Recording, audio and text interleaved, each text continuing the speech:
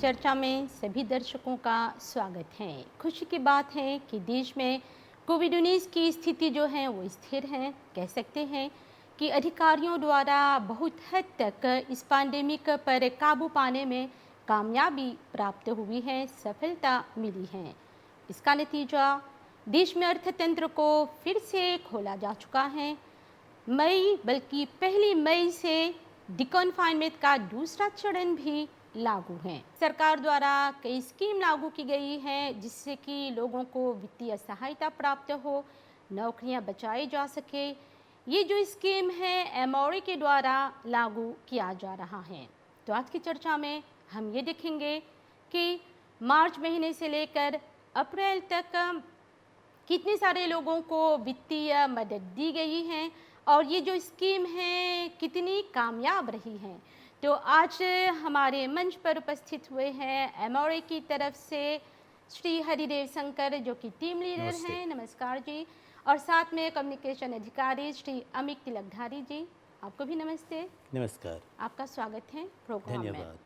तो देश दो कन्फाइनमेंट जी चुका है, अभी तक जी रहे हैं आंशिक रूप से, पर सरकार एमओए की तरफ से उसने बहुत मदद पहुंचाई है और एमओए का जिम्मा रहा है ये दो वित्तीय सहायता जो है उसे लागू करना, उसे अमल में लाना, जिसे सीज और गुआस कहते हैं। तो इस पर किस तरह से कार्य हुआ है, चलिए इस पर हम सुनते हैं एमओए के जो डायरेक्टर जनरल हैं श्री सुधा मोलाल जी को। लॉकडाउन में एमआरए के जो कर्मचारी हैं और कार्यकर्ता हैं उन्होंने अपने घर से काम करना कंटिन्यू किया और उसके तहत हमने घर में बैठ के रिटर्न्स और वसूल किए, पेमेंट्स वसूल की, रिफंड्स किए और हमारे जो कर्मचारी हैं अब उनके पास इतनी स्किल और कॉम्पिटेंस है, इतना इक्विपमेंट है कि वो घर बैठे ये काम कर सकते हैं। इसके अलावा कस्टम्स के जो अहलकार हैं उन्होंने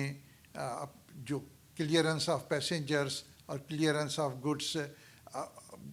जो है वो उसके लिए सिर्फ उनको एयरपोर्ट जाना पड़ा, बाकी जो डिक्लेरेशंस हैं वो उन्होंने घर बैठे वसूल की और घर बैठे प्रोसेस की। हमने जो हमारे स्टेक होल्डर्स हैं, जो टैक्स गुजार हैं, हमने उनके रिटर्न्स, उनकी पेमेंट्स, उनकी क्वेरीज, उनकी जो पेमेंट्स हैं,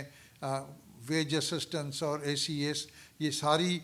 सहूलतें जारी रखीं और सारा काम घर बैठे हमने दिया और जिसकी वजह से हमारे काम में कोई खलल अंदाजी नहीं हुई। कन्फाइनमेंट के दौरान सरकार द्वारा काफ़ी कदम उठावल गल बा जिसमें देश में अर्थतंत्र के जारी रखल जा सकी और नौकरी भी बचावल जा सकी। तो हमने के बतावा कि मार्च महीने से अप्रैल तक स्थिति के लेके कौन विकास हो बाती। जैसे जनता जानत वंजा गैल साल जब कॉन्फिनमा होल त सरकार दूगो प्लान असिस्टेंस फिनेंशियर लेके आल। पहला रहल सेल्फ एम्प्लॉयड असिस्टेंस स्कीम और दूसरा गवर्नमेंट वेज असिस्टेंस स्कीम। हाई सेल्फ एम्प्लॉयड असिस्टेंस स्कीम जो है ये इंटरवेनियर होल जहाँ पर जब लॉकडाउन होल त travailleur इंडिविजुअल जैसे बोली रजा मासों पैंट एगो मौसम गातो रहल त उ लोग के काम तब बंद हो गल, नहीं सकते उनका काम करे, घर में पैसा नहीं आवता तो सरकार बोला चला इ लोग के हमनी मदद पहुँचाए जा। ये travailleurs indépendants जैसे बोली रजा उ लोग खातिर। और अब l'entreprise लोग रहल, बहुत एंटरप्राइज बंद हो गल, काम नहीं हुआ था, कर्मचारी लोग घर रह रहता, न कुछ भोजविया हुआ था, न कुछ बेचल जाता, न पैसा हुआ था न। तो एकर खातिर गवर्नमेंट आलेगो स्कीम गवर्नमेंट वेज असिस्टेंस स्कीम, ओके। और है दोनों प्लान जो रहल तो ई एमआरए से मांग करल गया कि तू लोग इम्प्लीमेंट कर ला मीज एग्जीक्यूशन तो एमआरए कर पर। तो ये पहला प्लान स्कीम पहला प्लान हुआ जौन मार्च अप्रैल मई तक गए रहल। तो ओकर बाद मन डिकॉन्फिनमा हो गल और इस साल जब दूसर कॉन्फिनमा आल, ओके, le 10 मार्च से और जौन 30 अप्रैल तक चलल, तो ये भी एमआरए toujours एकर पर काम करे लगल। हाँ, कल बरिस के कितना रकम अमाउंट जोन बाते ई खर्च कर ले बाते हाँ। ई सब अदायगी करे खातिर पेमेंट खातिर। जानेला है गैल साल के कॉन्फिnement के लेके हाई साल के कॉन्फिnement donc en tout सरकार 24 मिलियन 24 बिलियन रुपीस खर्च करलक पे करलक है असिस्टेंस फिनेंशियर और है सेल्फ एम्प्लॉयड असिस्टेंस खातिर 6.5 बिलियन रुपीस है 6.5 मिलियन रुपये खर्च होल और ये 250,000 से ज़्यादा सेल्फ एम्प्लॉयड लोग के मिला। हाँ। और हम है गवर्नमेंट वेज असिस्टेंस स्कीम के लिए ये जानेला ये जैसे हम जानते जा ये एम्प्लॉयर लोग के खास कर मिलल एम्प्लॉयर लोग ये पैसा एप्लीकेशन कर लें जा एलिजिबिलिटी क्राइटेरिया सब रिस्पेक्ट कर लें जा तो लोग के मिल गए तो है 16,700 एम्प्लॉयर कंसर्ने रहल और वो लोग के 15.3 बिलियन रुपीस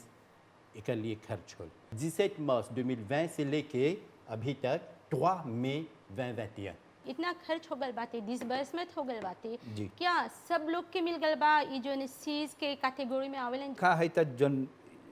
नमोए बा self employed assistance scheme. Self employed का बोलल जा जे अपन खुद के काम करेला जे मासों बा क्वाफेयर बा टायर बा प्लांटेयर बा ई लोग के ह ई लोग के कौन चीज होल हमनी के इंफॉर्मेशन रहल गत साल जब वो लोग के पेये कर ले रही सर तो हमनी के देजा इंफॉर्मेशन रहल वो लोग के पेये कर ले रही सर तो हर बरिस हमनी बोली सा वो लोग के एप्लीकेशन नहीं करे के जितना कोई हमनी के देजा हमनी वो लोग के पेये कर ले रही सा और हमनी के सिस्टम में देखनी सा कि वो लोग अपन हई कमुआ करते हवन जा तो वो लोग के फिर से हमनी पेये करनी सा। त मार्च के मुकाबले अप्रैल में संख्या बढ़ल बाते भी समान रहल थोड़ा बाते। सन सकेला बढ़ल होई काहे सकेला बढ़ल होई मार्च में जब पेये करनी सा हमनी तो संख्या थोड़ा बढ़ल होई काहे तोरा बोलब बस कि जे कोई सकेला गत साल उस सेल्फ एम्प्लॉयड असिस्टेंस स्कीम में नहीं रहल अपन खुद के काम हई बरी शुरू कर लेबा धरल देशाम न तो janvier से अपन काम खुद के शुरू करलक तो मार्च में उ तब काम नहीं करत था लॉकडाउन हो गए रहल तो ओके चाहला पेये करे के ना तो अप्रैल में सकब सा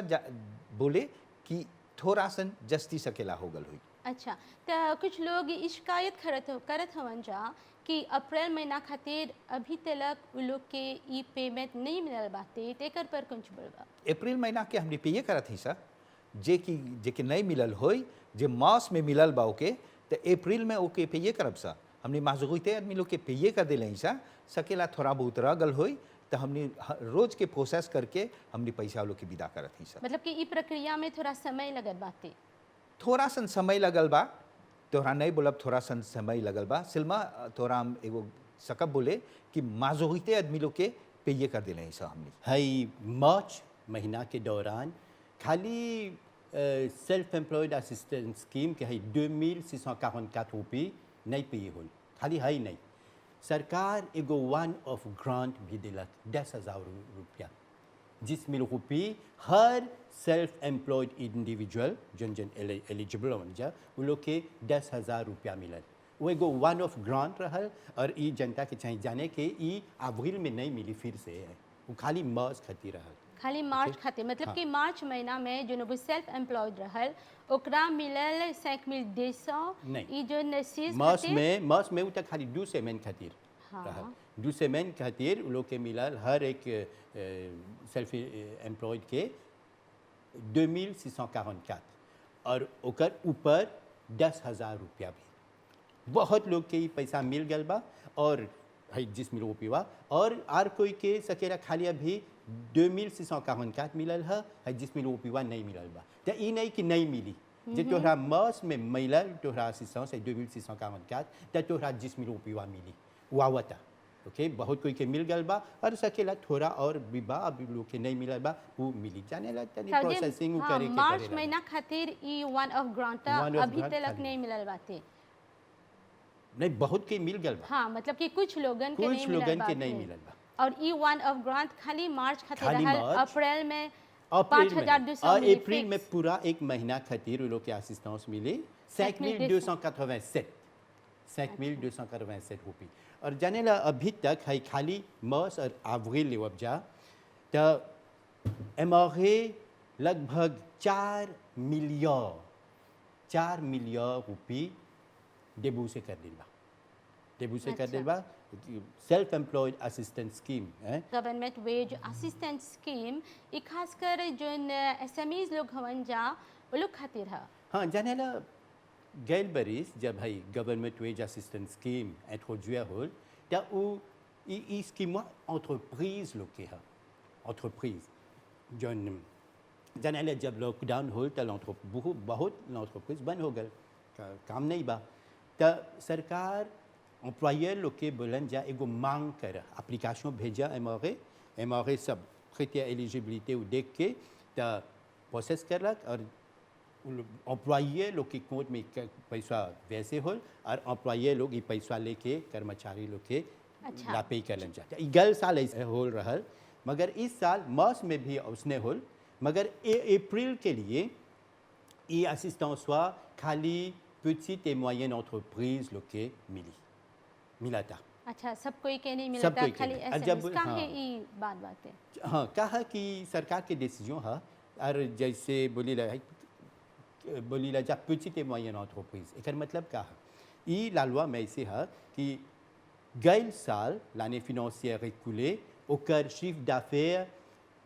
maximum चाहिए 50 मिलियन जो कर शिफ्ट d'affaires 50 मिलियन से ज़्यादा हुई तो वो एलिजिबल नहीं रही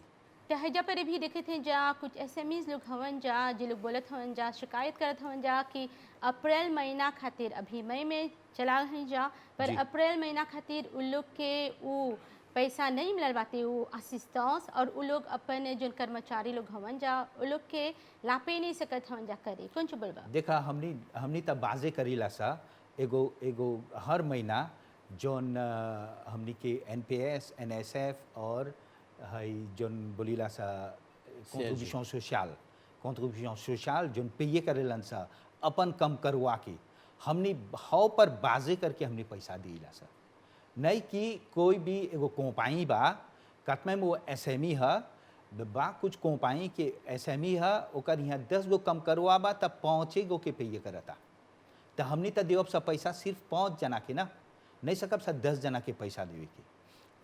एगो लालवा हमोरिस में जौन चाहला तो हर कंट्रीब्यूशन सोशल जितना तो हर कम करवा है वो लोग के सब कोई के पे करे के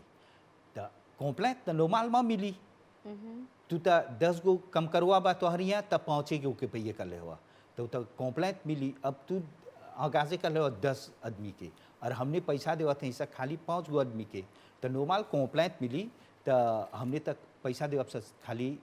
5 जना के, पर 5 हैजा जना पर के। ये बात ई है कि चाहे 5 ही जना हो जी। पर 5 जना के से चुकावल जाता जी। तब भी मुझे थोड़ा देरी होवत बाते ई तो ई हो प्रक्रिया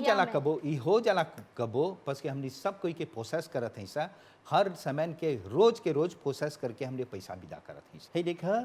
खाली मार्च महीना के दौरान 1,393 millions 873 रुपये पे हो गल बा अप्रैल में अभी हाई शिफ्ट जन देवतन ये 3 मई 2021 के है 881,174,000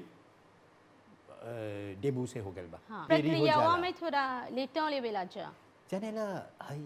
डोसिए हर डोसिए चाहिए निमन से वेरीफाई करे के जाने ला ये पैसा पब्लिक मनी है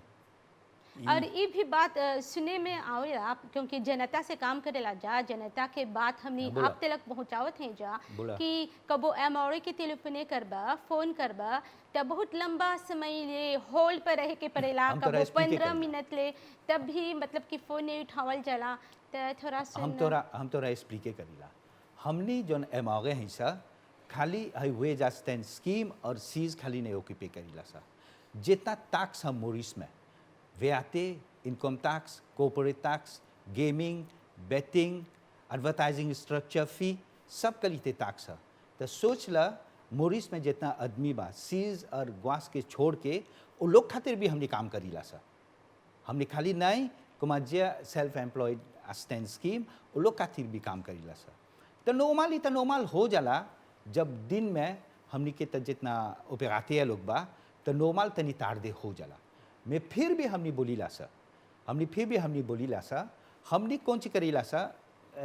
पब्लिक के एडवाइस देला सर कि तो लोग हमनी के एगो मेल विदा कर headoffice@mra.mu, हमनी के जे एगो मेल के विदा करबा अपन निमो टेलीफोन जे दे देबा तो हमनी सकब से तोहरा एगो सहायता करे। हमनी के ऑफिशियल लोग सके एगो टेलीफोन लेके तोहरा टेलीफोने करे डायरेक्ट। अब तो सब की के पोताब बा तो टेलीफोने करके तोहर प्रॉब्लम हम सकब से सेटल कर। जनेला हाई लॉकडाउन के दौरान कोई एमआरए के ब्यूरो लगे पासे होई तो देखी सब बंद बा, फिर भी पैसा खर्जीते हो जाता है इतना कोर्ट में, तो कैसे हुआ? घर से काम हुआ बात ई है। वर्क फ्रॉम होम 150 से ज़्यादा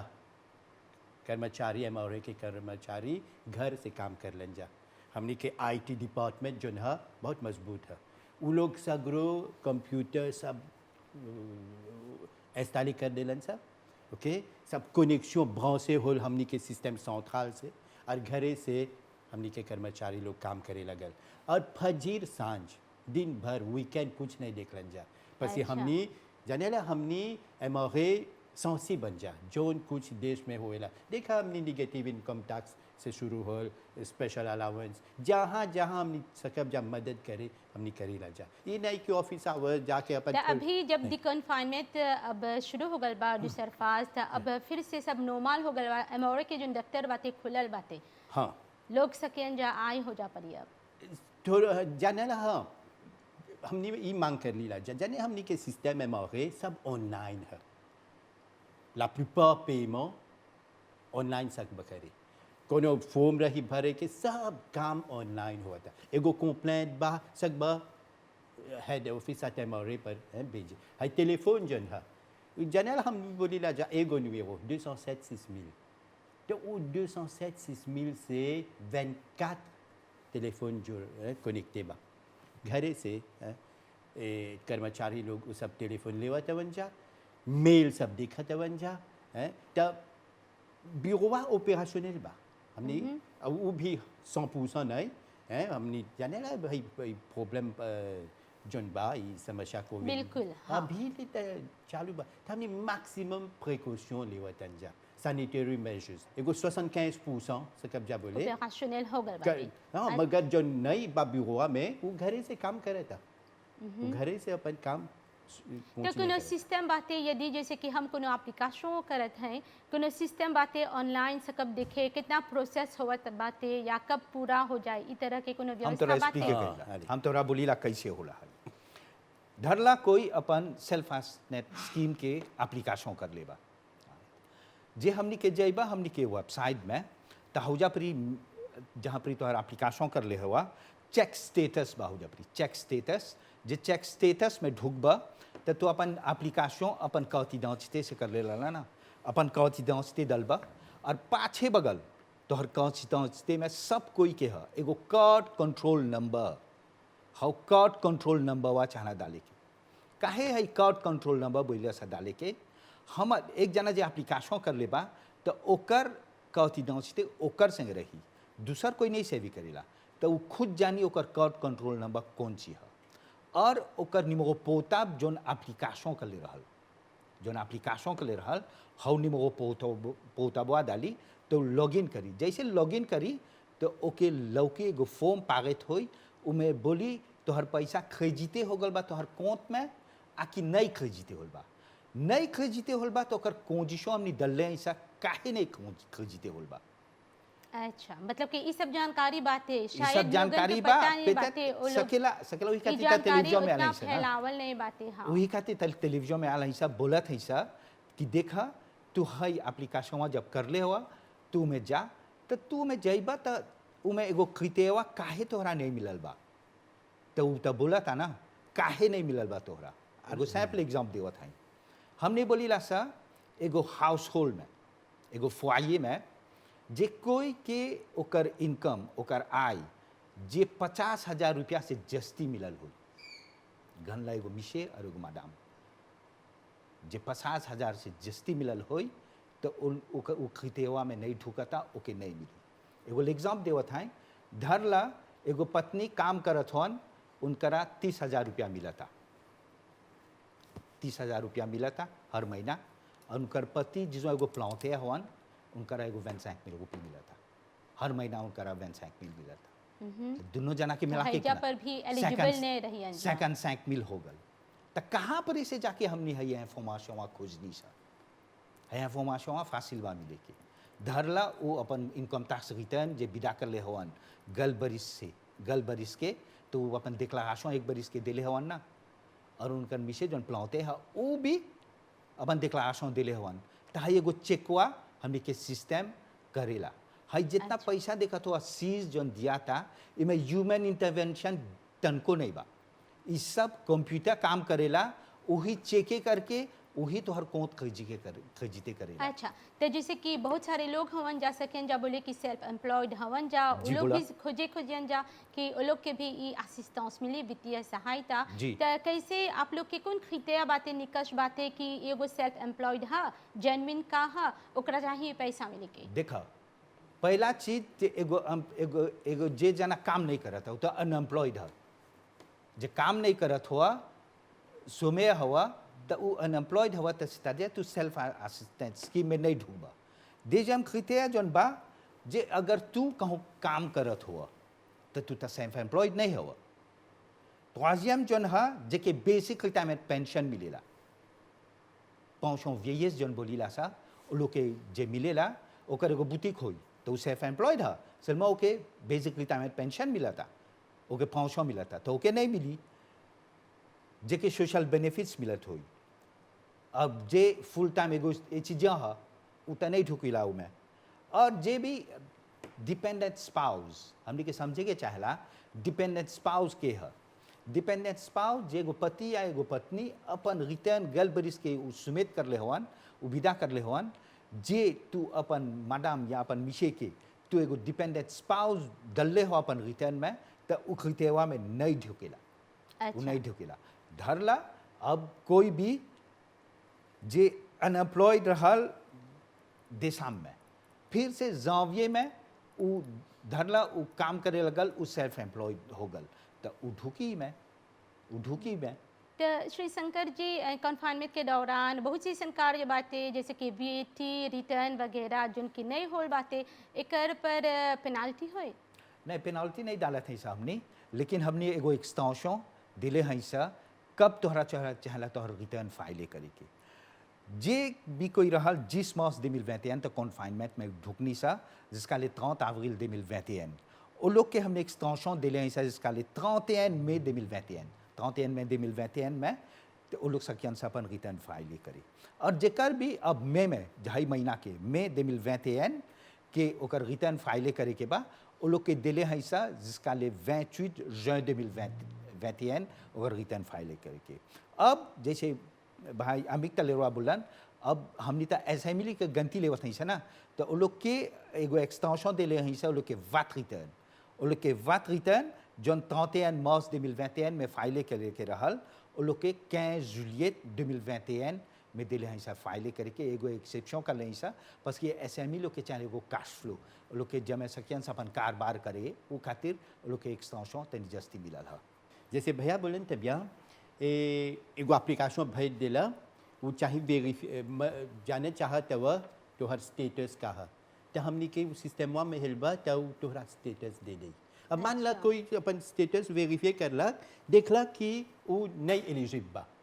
ओकर कारण भी लिखल बा, ओके रिस्पॉन्सवा में मिल गया ओकर कारण, या क्या करी बहुत मेल आवेला, बहुत कोई टेलीफोन करेला तो हमने इंसेंसिब नहीं अंजा ये सब कंप्लेंट ये सब इस सब इंफॉर्मेशन पर आप लोग अध्ययन करेला जा। एग्जैक्टली तहजा पर ही दूसरा चरण शुरू हो गल बातें डी कन्फाइनमेंट के ता अब जो सीज गुआस बातें ई जारी रही उबिया अब से ई बंद हो जाता? नहीं अभी तक ये 30 अप्रैल तक चालू बा। हाँ Okay, 30 अप्रैल 30 तक हो गल, अप्रैल। अब मई महीना में है जा। नहीं पेमेंट जो है 30 हाँ। अप्रैल तक में हमने प्रोसेसिंग तो उतर शुरू जी कंटिन्यू और हमने के बतावा का अभी से भी कोई सकी एप्लीकेशन जरूर करे जरूर जे कोई के एगो प्रॉब्लम रहल ओकर कार्ड आइडेंटिटी से पा कोनो बैंक अकाउंट से एगो कुछ समस्या रहल तो वो समस्या सुलझा के दोबारा आई जे कोई नहीं कर ले बा एप्लीकेशन अभी तक और सोची कि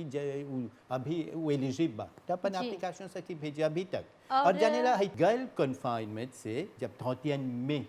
2020 जब कन्फाइनमेंट निकाल दिलन जा तो टूरिज्म सेक्टर तो कंटिन्यूअlement अफेक्टे रहल अभी ले अफेक्टे बा तो इस सेक्टर में असिस्टेंस फिनेंशियर चाहे सेल्फ एम्प्लॉयड असिस्टेंस स्कीम या गवर्नमेंट वेज असिस्टेंस स्कीम ई पर ई चालू बा तो शंकर जी अभी हमने दूसर का कन्फाइनमेंट जीनी जा जी। और एमआरए के काफ़ी अनुभव मिलल सकब जा बोले जी। जिसमें कार्य में सकब जा जस्ती तेजी आने जस्ती तेजी से सकब जा ये सब जन पेमेंट बातें लोग के करे चाहे सीज के स्कीम हो या ग्वास के स्कीम भगवान से मनाए ला और कॉन्फाइनमेंट नहीं आई इत होएला चीज नहीं सकबा रोके लेकिन हमने के प्रार्थना चाहेला कि फिर से नहीं आई लेकिन हमने एगो एक्सपीरियंस हो गल बा जनला एक्सपीरियंस से हो गल बा गल साल हमने काम करनी से इतना पर और हई साल गल साल के एक्सपीरियंस लेके हमने हई बरिस अपन एमआरए के अमिलियोरेशन करनी सा हमने के ऑफिशियल लोग घर ही से काम करलन सा और सब पेमा देखबा त हमने घर ही से हमने काहे हमने कहे एगो लाभांताज मिलल पेमा करे के बस कि हमने पेमा काश नहीं करीला सा हमने पेमा शेक से नहीं करनी सा सब कोई के बोलनी सा अपन कोट ला बैंक देवे के तो हमने सब सिस्टम इलेक्ट्रॉनिक करनी सा हमने बैंक दे मोरिस संगे है दूसर ला बैंक संगे हमने आगे ही एगो एग्रीमेंट हमने कर ले रहनी सा कि हमने सब जफे इलेक्ट्रॉनिक करब सा c'est-à-dire तू अपन रिटर्न अपन एप्लीकेशन इलेक्ट्रॉनिक करत हुआ और तोहर जौन अथी बा पेमा बा पैसा बाटे जगह खरीदते हो जाए तोहर direct account। खरीदते हो जाता तोहर कोट जैसे हम शुरुआत में बोली अभी तक है दूगो कॉन्फिnement और सेक्टर टूरिस्टिक सब जोड़ के 24 मिलियन 24 बिलियन रुपीस ई पे हो गल बा एमआरए प्रोसेस कर रही बा ई पेमेंट खरीदते और बोलब जे स्कीम से है सुना। ई स्कीम बहुत सफल रहल बाटे जरूर जब बहुत जनता के ही मदद पहुँचेला बहुत और ये हम बोला चाहते रही कि और इतना थोड़ा जनता बा जो उ लोग एलिजिबल बन जा उ लोग ई पैसा उ लोग मेरिटे करत बन जा मगर उ लोग के नहीं मिलल बा अभी तक। अच्छा तो ये जे एलिजिबल बा देखो काजे नहीं हो जा हमनी एमआरए में काम हुआ था काम करत जा सब दोसिए प्रोसेस करत जा उ बिल्कुल धैर्य से काम लेके चाहिए जाने ला हम इंतजार एगो- के फल मीठा भी रहेला एगो आप एक- लोग के पेमेंट होई है हम एगो एग्जाम्पल देवब एक जना एगो सेल्फ एम्प्लॉयड जना एक महीना में कितना पैसा तोहरा मिलेला लगभग आ peu près तो उ 20,000 रुपये डाले के तो उ डाल देलक 200,000 RSA तो जब हमने लगे फॉर्म आल तब तो नहीं सकबा प्रोसेस करे तब हमने quand même इंटरवेनियर कर ली जा वो जनता रिप्रेजेंटेशन कर ले तो फिर से ओके मौका दे ले जा है कोरिजे करे अच्छा तो एमआरए के कम्युनिकेशन अधिकारी श्री अमित तिलकधारी जी बहुत बहुत धन्यवाद और साथ में टीम लीडर श्री हरिदेव शंकर जी आपके भी धन्यवाद प्रोग्राम में लिए जा और इतना सारा विचार आप लोग बांट ले जा जनता खातिर जानकारी दे जा तो हम के यही उम्मीद बातें यही उम्मीद है हमारी कि ये जो जानकारियाँ रही हैं आपके लिए फ़ायदेमंद हो तो आप अपना ख्याल रखें सुरक्षित रहें और साथ में स्वच्छता के कदमों का पालन जारी रखें तो आज की चर्चा में इतना ही नमस्कार